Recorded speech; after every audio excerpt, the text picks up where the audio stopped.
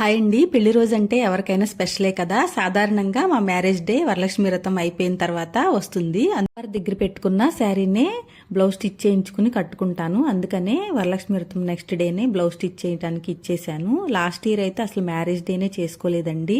ఈసారి కూడా కుదరదేమో అనుకున్నాను. ఎందుకంటే మొన్న కృష్ణాష్టమికి వెన్నుండలు ప్రిపేర్ చేస్తుంటే అవి పేలి ఆయిల్ అంతా పైన పడిందనమాట.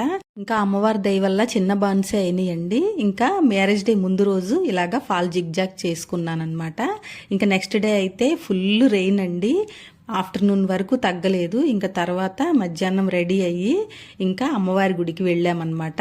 కృష్ణమ్మ అయితే ఫుల్గా ఉందండి. బ్యారేజ్ పై వరకు ఫుల్గా వాటర్ ఉంది.